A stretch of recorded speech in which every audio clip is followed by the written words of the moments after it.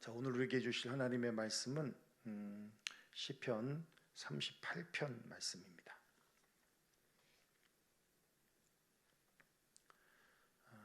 시편 38편 말씀인데요. 오늘 본문 우리 성경을 보면 표제가 다윗의 기념하는 시다라고 말씀하고 있어요. 여러분, 기념한다면 어떤 것을 기념합니까? 보통은 기쁜 일이죠, 그죠? 뭐 결혼 기념일을 기념한다든지, 교회는 교회 설립일을 기념한다든지, 또 삶의 정말 잊지 못할 순간들, 기쁨의 순간들을 보통은 다 기념하죠. 근데 다윗이 자신의 삶에 기념될 것이 무엇일까? 라고 했을 때 우리가 이렇게 딱 생각해 보면 뭐예요? 골리앗을 이긴 것도 참 기념될 만한 일이죠. 그리고 왕이 된 것도 기념될 만한 일이고, 또 전쟁에서 큰 승리를 한 것도 기념될 만한 일들이요. 그러고 보면 다윗은 참 기념될 만한 일들이 많이 있었을 것이다 라는 생각이 들어요. 그런데 우리가 오늘 본문을 보겠지만 오늘 본문은 기쁜 일이 아닙니다. 밧세바와 간음하고 우리아를 죽이는 그런 지난 과거를 기념하고 있다라는 거예요. 다시 말하면 자신의 잘못을, 어찌 보면 되돌리고 싶은 그 과거의 죄악들을 기억하며 기념하고 있다는 거예요. 왜 기쁜 일이 아니고 또 생각하고 싶지 않은 일을 기념하고 있는 것일까? 물론 또다시 그런 일을 하지 말자, 그럴 정도로 밧세바와의 간음 사건은요, 다윗의 삶에 있어서 그 삶을 완전히 흔들어 버릴 수 있는 것이었다라는 것을 알 수 있어요. 오늘 본문을 통해서 우리가 느낄 수 있겠지만 죄라는 건 에라이 모르겠다, 한 번쯤이야, 하나님도 눈 감아 주시겠지 하면서 쉽게 생각할 문제가 아니라는 것입니다. 여러분, 밧세바를 간음했을 때의 때가 언제입니까? 다윗이 사울의 추격을 맞아서 도망치던 때였습니까? 아니거든요. 완전히 이제는 자리를 잡고 주변의 나라들을 다 정복하고 이제는 기세가 완전히 기울어져서 이스라엘 쪽으로 기울어져서 엄청난 힘을, 이제 파워를, 세력을 키워가고 있는 그런 때였다는 것이죠. 그때에 어찌 보면 한 여자를 취하는 거 별거 아닐 일일 수 있어요, 그죠? 그런데 왕의 입장에선 충분히 그럴 수 있지만, 그러나 우리가 이 본문만이 아니라 이전에도 봤었죠. 시편 32편도 보았었고요. 또 51편도 그렇고, 이런 시들이 보통 참회시라고 하는데, 회개시죠, 회개시. 참회시라고 하는데 시편의 7편 정도가 나오거든요. 근데 어느 정도냐면 침상이 눈물로 띄어져서 떠내려갈 만큼, 그럴 정도로 울고 자복하고 자신의 죄에서 죄를 향해 통탄하고 그로 인하여 고통받고 그랬다는 것을 우리는 뭐 사무엘 상하의 말씀이나 역대서의 말씀이나 또 오늘 시편 같은 말씀을 통해서 볼 수 있다는 거예요. 그러니까 여러분, 연예인들도 한 번에 훅 가는 것들이 있잖아요, 그죠? 실력과 능력을 떠나서 그냥 한 번에 훅 가요. 연예인들은 뭐 대중의 사랑을 받고 살아가는 그런 직업이잖아요. 그러니까 뭐 도박이랄지, 또 여자 문제랄지, 치정의 문제, 아니면 마약을 했다든지, 아니면 음주 운전을 해서 사고를 쳤다든지, 이러면 민심 위반, 사람들의 마음이 떠나죠. 그러면 더 이상 가치가 없어지는 거예요. 그러니까 한 번에 훅 가버리는 거예요, 연예인들이라는 직업이. 그뿐이겠습니까? 정치인들도 마찬가지예요. 예, 잘 레pu테이션을 쌓아서 잘 왔던 지난날의 삶도 뇌물, 그것도 얼마 안 되는 거, 뇌물 받고 훅 가기도 하고요. 청탁, 그렇죠? 예, 청탁 한 번에 그냥 전화 한 통에 훅 가는 거예요. 예, 그래서 국회의원 목숨도 날아가고. 예. 여러분, 죄라는 것이 그냥 한 번 짓는 것을 목표로 하지 않는다고 말씀을 드렸지만, 결국은 뭐예요? 마귀가 우리를 유혹해서 죄를 짓게 하고 하는 이유는 결국은 하나님을 떠나는 거예요. 하나님을 떠난 인생, 그죠? 예수를 믿는 하나님의 자녀가 하나님을 떠났다? 그러면 오는 건 절망이에요. 절망입니다.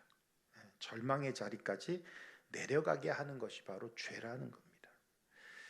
만약에 여러분이 과거에 은밀하게 누구에게도 말 못할 죄를 지었었다면, 여러분, 그 죄가 공개될 때 어떻겠어요?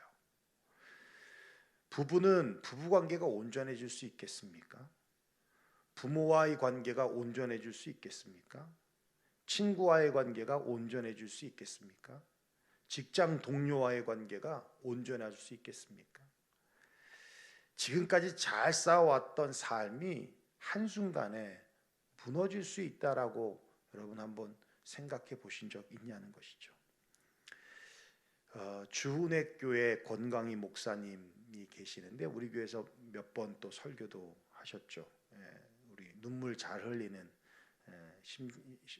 굉장히 순수하신 우리 목사님이신데, 예전에 이제 교도소 사역을 했었었대요.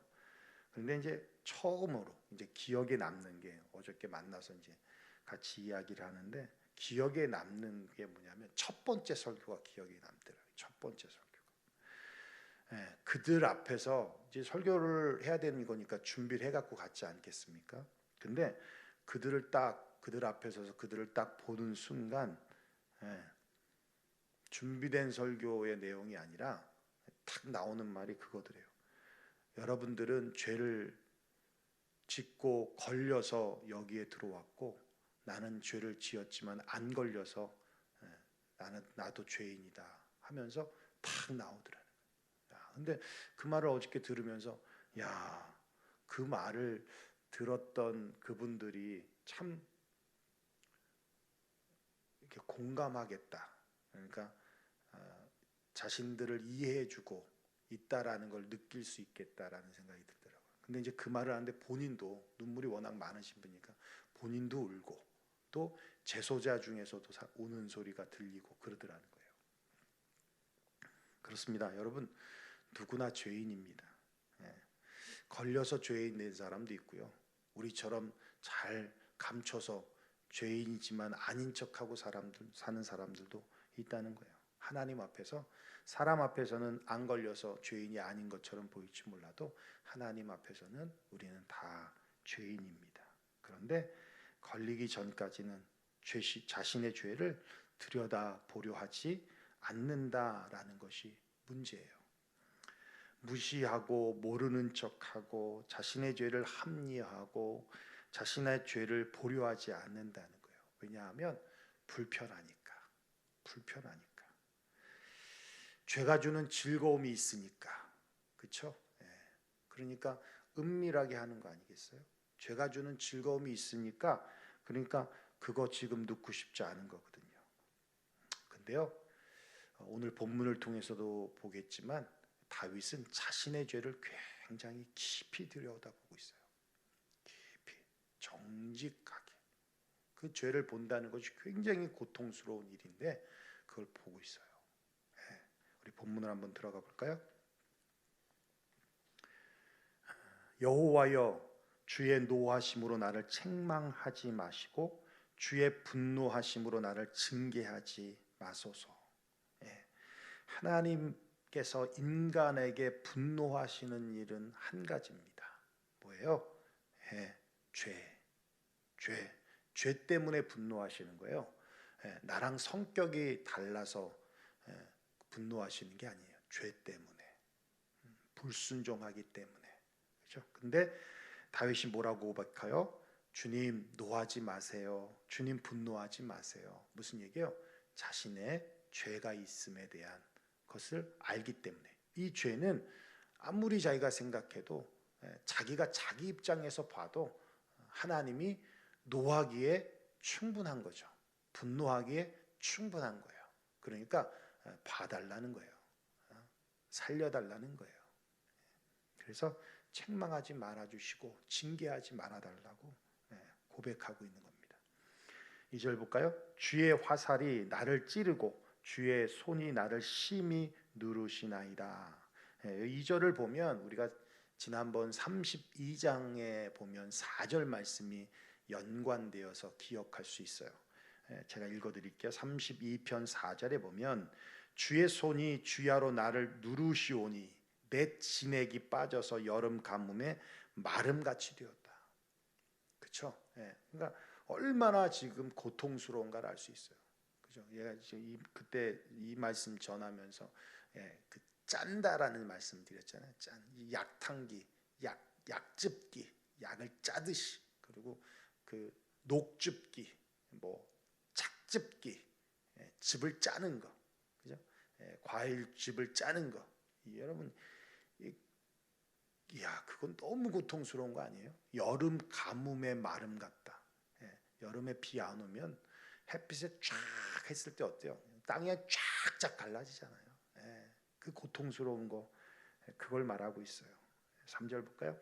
주의 진노로 말미암아 내 살에 성한 곳이 없사오며 나의 죄로 말미암아 내 뼈에 평안함이 없나이다.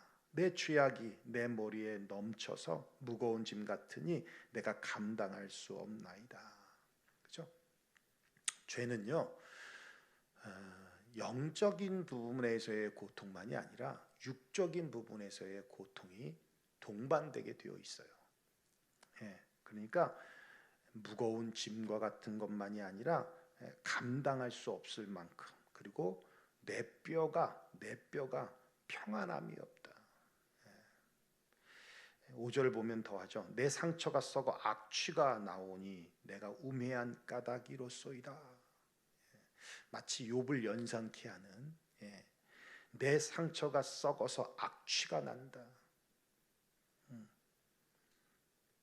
말씀 저도 보면서 왜 이렇게 되도록까지 죄를 내버려 뒀을까라는 생각도 들어요. 그런데 다윗뿐만 아니라 우리는 다 어리석어서 그렇게까지 가는 거죠. 6절 볼까요? 내가 아프고 심히 구부러졌으며 종일토록 슬픔 중에 탄이 나이다. 여러분, 고통스러우면 허리가 펴져요, 안 펴져요? 안 펴지죠. 고통스러우면 막 허리를 구부리고 막 얼마나 고통스러운지 허리가 구부러졌다는 거예요. 7절 볼까요? 내 허리에 열기가 가득하고 내 살에 성한 곳이 없나이다. 그 의사인 분들이 이 부분을 그렇게 해석하더라고요. 허리에 열기가 가득하다는 건 아마 신장에 문제가 있을 것이다 라고 얘기해요. 신장에. 그죠? 그러면 허리가 그렇답니다. 8절 내가 피곤하고 심히 상하였음에 마음이 불안하여 신음하나이다. 정신적으로 또 어마어마한 고통이 찾아오고 있다는 것을 얘기하고 있어요.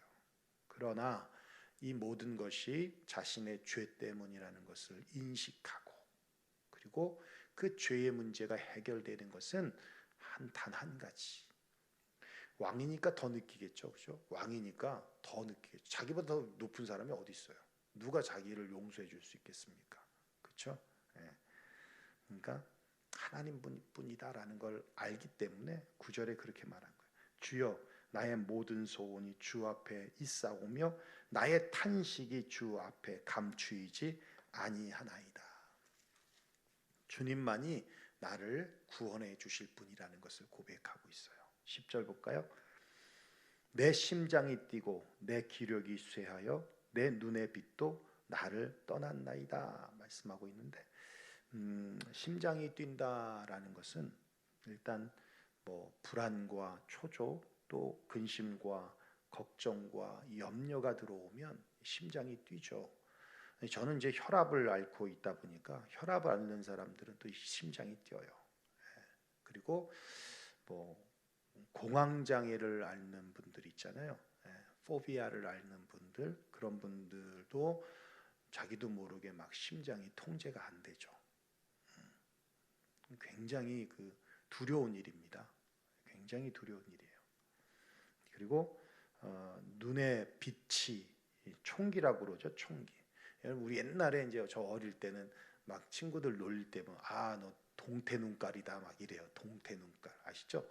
냉동, 냉동 동태 눈깔. 그런데 눈이 이렇게 풀어져 있죠. 이렇게, 이렇게 풀어져 있죠. 그러니까 무슨 말이에요? 총기가 없다는 얘기예요. 총기가 없다는 거예요. 총기가 없다. 그러니까 분별력도 없고 사리 판단 능력도 없고 너무 고통스러우니까. 11절 볼까요? 내가 사랑하는 자와 내 친구들이 내 상처를 멀리하고 내 친척들도 멀리 섰나이다. 내 생명을 찾는 자가 올무를 놓고 나를 해하려는 자가 괴악한 일을 말하며 종일토록 음모를 꾸미오나. 뭐예요? 이게 육체적인 고통만이 아니라 이제는 정신적인 고통, 뭐 영적인 고통은 이루 말할 것도 없고요. 관계적인 고통도 찾아온다는 거예요. 그로 인해서 사랑하는 자 떠나고 친구들이 떠나고, 그렇죠? 친척들이 멀리 떠나고, 주변에 이제 사람들이 없어졌다라는 거예요. 그리고 자기를 대적했던 자들이 자기를 음모하고, 여기 괴악한 일이라는 건 중상모략이에요. 중상모략. 자기를 중상모략하고 자기를 넘어뜨리려고 하고. 13절 볼까요? 나는 못 듣는 자 같이 듣지 아니하고 말 못하는 자 같이 입을 열지 아니하오니 나는 듣지 못하는 자 같아서 내 입에는 반박할 말이 없나이다. 여러분 뭐 왜 듣지 못하겠어요?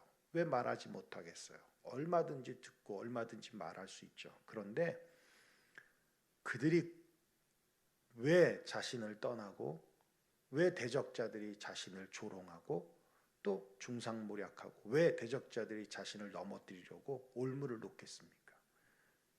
죄 때문이라는 거예요. 자신의 죄 때문에. 이 모든 일, 이런 일들이 결국 자신의 죄 때문에 오는 하나님의 징계였다라는 걸 알기 때문에 내가 그들한테 내 상황과 내 처지에 대한 변론과 반박을 하는 것이 의미가 없다는 거예요. 결론은 뭐예요? 하나님과의 관계가 다시 회복되어지면 이 모든 것이 다 해결되어질 일이니까 내가 말이 있어도, 내가 귀가 있어 들어도 할 말이 없는 겁니다. 그 얘기를 하는 거예요. 그 얘기는 뭐예요? 하나님만이 나를 구원해 주실 분이라는 것을 강조하고 있는 거예요. 15절 볼까요? 여호와여 내가 주를 바라사오니 내 주 하나님이 내게 응답하시리이다. 내가 말하기를 두렵건대 그들이 나 때문에 기뻐하며 내가 실족할 때 나를 향하여 스스로 교만할까 하였나이다. 무슨 말이에요? 하나님과 나와의 관계를 알고, 그죠? 하나님 때문에 하나님의 힘을 의지해서 내가 이렇게 강대한 나라를 만들었는데, 그걸 주변 나라 사람들이 다 아는데 이젠 하나님의 징계를 받아서 내가 이렇게 하게 되면 결국은 뭐예요? 하나님의 영광을 가리는 일이 되어지잖아요. 또 그걸 통해서 저들이 뭐래요? 조롱거리로 삼을 거 아닙니까? 그리고는 교만해져서, 스스로들 교만해져서 그럴 것이기 때문에, 그러기 때문에 이 얘기를 하는 거예요. 그래서 17절 볼까요? 내가 넘어지게 되었고 나의 근심이 항상 내 앞에 있사오니 내 죄악을 아뢰고 내 죄를 슬퍼함이니이다. 죄 때문이라는 걸 본인이 아는 거죠.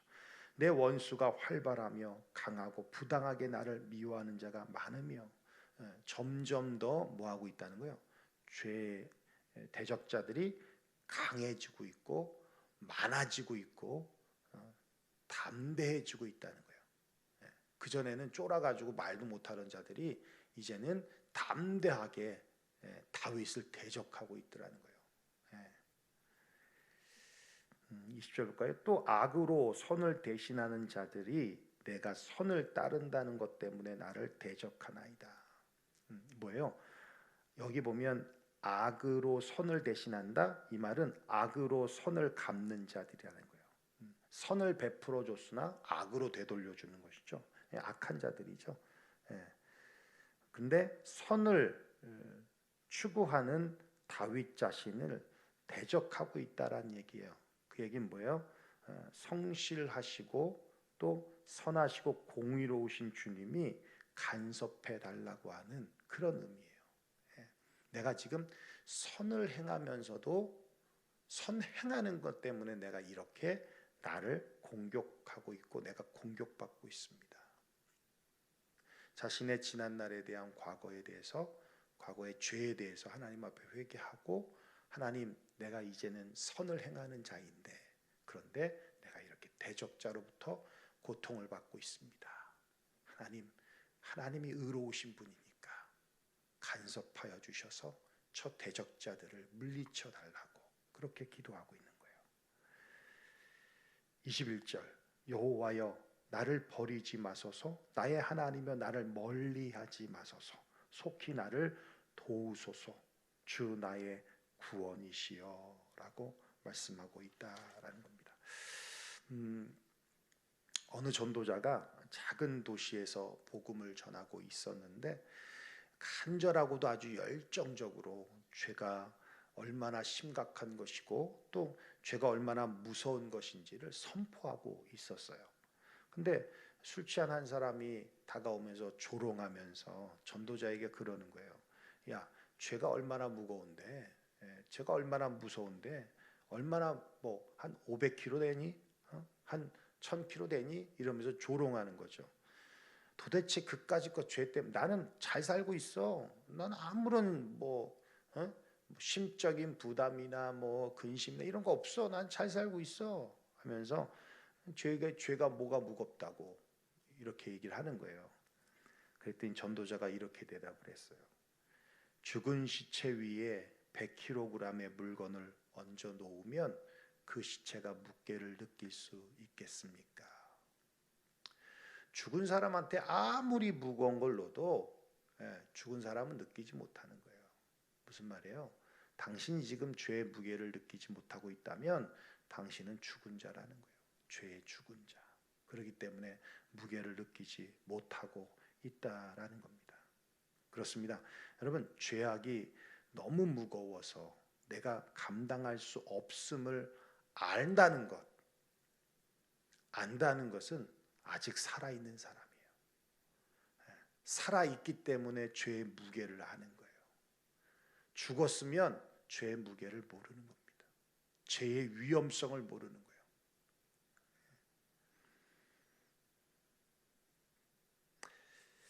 여러분은 죄의 무게를 어떻게 느끼고 계십니까? 죄에서 벗어나는 길은요, 주님을 바라보는 거예요.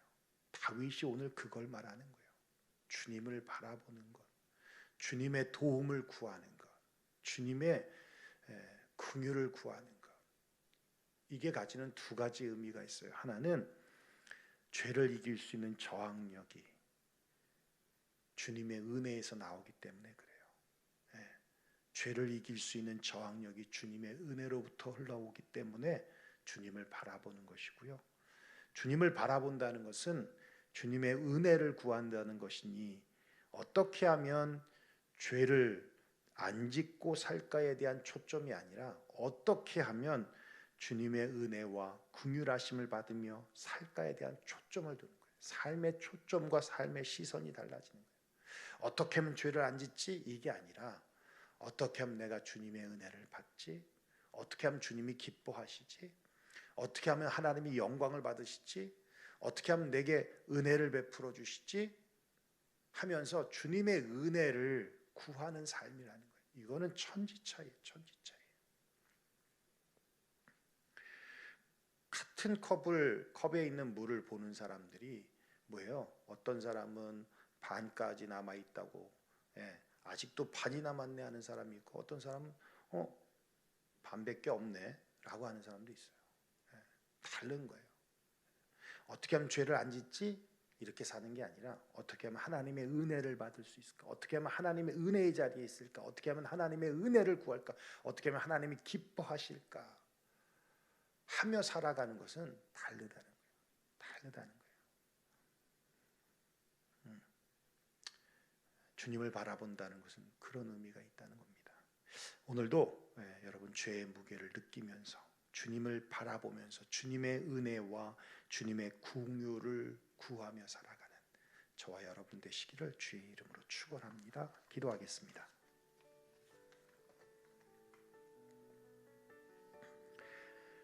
이 말씀을 준비하는 저도 또 이 말씀을 전하는 저도 자유롭지 못합니다.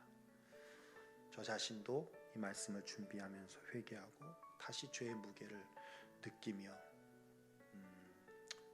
부담을 가지며 말씀을 전하고 있습니다. 오늘 하루 살면서 우리 죄의 무게를 느끼며 삽시다.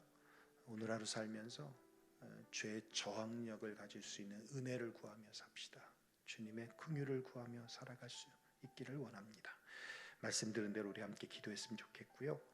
그리고 주님의 몸된 교회를 더욱 사랑하는 주의 성도들이 더 많아질 수 있도록 위해서도 기도해 주셨으면 좋겠고요. 그리고 우리 유형에 속한 지체들, 저는 매일 기도할 때마다 단 한 사람도 예외 없이 이름을 다 불러가면서 한 사람 한 사람 기도하고 있는데요. 직장을 구하는 지체들, 그리고 이직을 원하는 지체들, 또 새로운 직업을 위하여 도전하는 지체들, 또 대학원 준비하는 지체들, 또 대학교에서 지금 공부하고 있는 지체들, 또 육신의 연약한 가운데 있는 성도들, 또 비즈니스 현장 속에 고전하고 있는 우리 성도들도 계십니다. 어쨌든 주님이 합력해 선을 이룰 것이고 반드시 이길 때까지 끝이 아니다라는 걸 우리가 명심하면서 우리 성도들 낙심하지 말고 포기하지 말고 주님 붙들고 주님 더욱 의지하며 이 험한 시대를 통과하며 살아갈 수 있는 우리 성도들이 될 수 있도록 위해서 기도해 주셨으면 좋겠습니다. 그리고 대한민국, 우리 조국, 또 북녘 땅 하나님 앞에 더 간절히 기도해서 우리 시대에, 우리 세대에 정말 통일이 일어났으면 좋겠어요. 통일 조국을 꿈꾸며 기도했으면 좋겠고요. 그리고 대선이 얼마 남지 않았습니다. 누가 되든 어쨌든 정말 미국의 품위대로 깔끔하게 순복하고 또 인정하고 또 존중해주고, 옛날에 참 그런 미국, 멋있는 미국이었는데 너무 지저분해지는 것 같아요. 어쨌든 대선이 잘 치러질 수 있도록 위해 기도해 주셨으면 좋겠어요. 그리고 코로나가 재확산되고 있는 위험 속에 있는데요, 하나님 코로나를 거두어 주옵소서. 우리 한인 사회, 한인 경제, 한인 교회들을 하나님 지켜 주옵소서. 우리 그렇게 기도했으면 좋겠어요. 그리고 여러분의 각자의 기도의 제목들을 하나님 앞에 내려놓고 돌아가시기를 바랍니다. 우리 주여 한번 부르짖고 하나님 앞에 기도하겠습니다. 주여! 고마우신 우리 아버지 하나님, 감사와 영광을 하나님 앞에 올려드립니다. 하나님, 이 시간 주님의 말씀을 통하여서 하나님 죄의 무게를 다시 한번 고백하고 우리 죄의 무게를 다시 한번 느끼게 됩니다.